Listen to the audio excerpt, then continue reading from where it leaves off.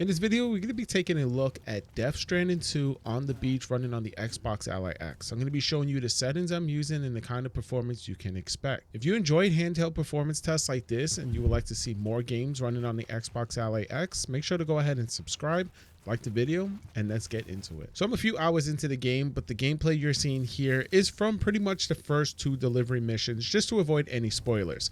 This takes place within the first couple hours of the game, and from what I've played so far, the performance pretty much is consistent throughout. Now for this video, I am going to try to cover as much as possible, so I'm going to show you 17-watt performance mode, which I do not recommend, 25-watt max, and then 35-watt turbo mode. You'll be able to see when that changes in the top right-hand corner. Another thing I'm going to go over is frame gen. Now, normally I typically don't like using it because of the added latency. However, this game also has anti-latency enabled as well, and it works really well. And I actually do recommend you go ahead and check it out if you're planning to play this on the handheld. Now, normally I do try to go ahead and test games at 17-watt performance mode to try to get a balance of both battery life and performance.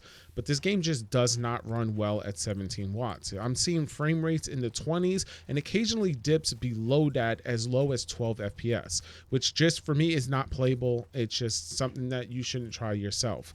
You will definitely need to go ahead and increase that TDP if you plan on playing on the handheld. So for the most part, you are going to be sitting around 30 to 50 FPS depending on what wattage you're in and where you are within the map. So obviously in the open world areas, you are going to be sitting in the lower 30s when you're on the 25 watt, and then when you're on 35 watt turbo, it can range between 40 to 50 with occasional dips below 40 FPS. Now that doesn't really happen all too often, and it's just a spike and then goes right back up to that 40 to 50 FPS. Now there are moments where you will see the performance jump even higher than this, especially in indoor areas and tighter spaces where you can actually see it spike anywhere between 60 to 90 FPS. However, obviously, as you see here, most of the game does take place outdoors and in open environments, so that's where the performance is going to stay between that 40 to 50. Now I want to go ahead and just point out the FPS on the top right hand corner. As you see here, we're going between 40 to 50 FPS depending on where we're looking on the map, and occasional dips a little bit below 40,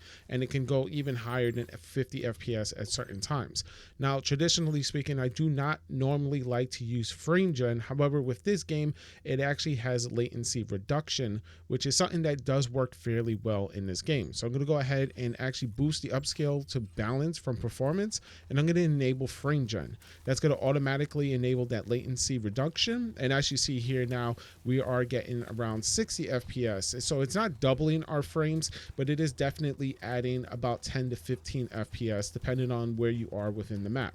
But we are hovering around the 60, and it does occasionally go above that in certain situations. And as you see here, we are not losing any graphical qualities. There's really no hiccups. I don't see any issues whatsoever with the actual performance or the look of the game. And I do really recommend you go ahead and enable frame gen. It just gives you that boost. The game looks great. It runs smooth, and I really actually have no problem whatsoever while running this on this game. Normally I wouldn't like to use frame gen because of, like I mentioned, that added latency. It just makes it a little harder to control, but with that latency reduction, it is actually working fairly well on the handheld.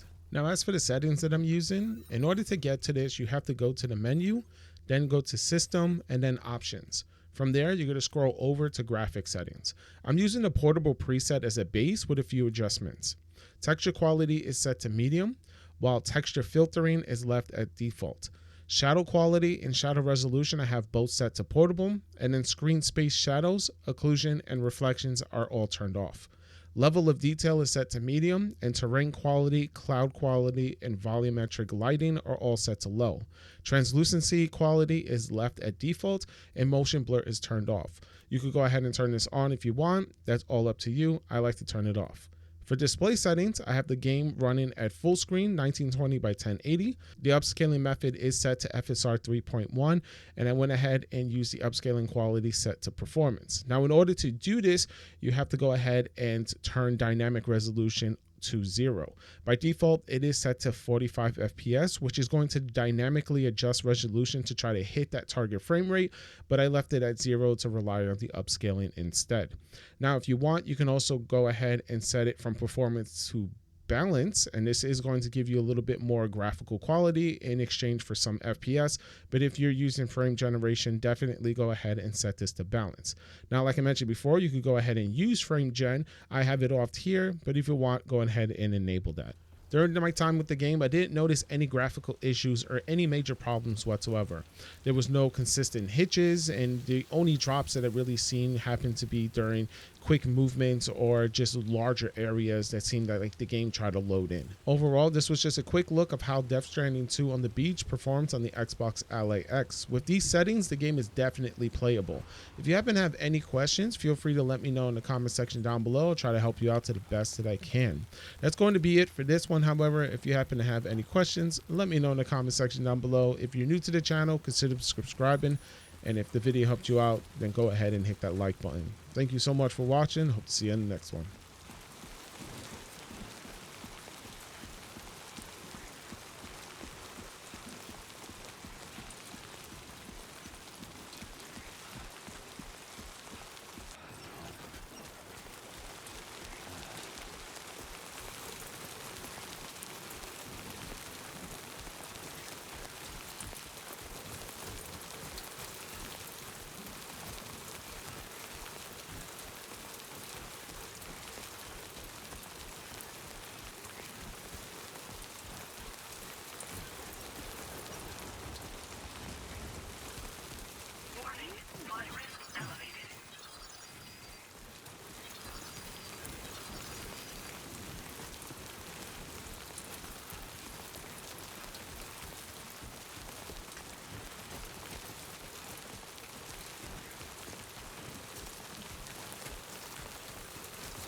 Territory.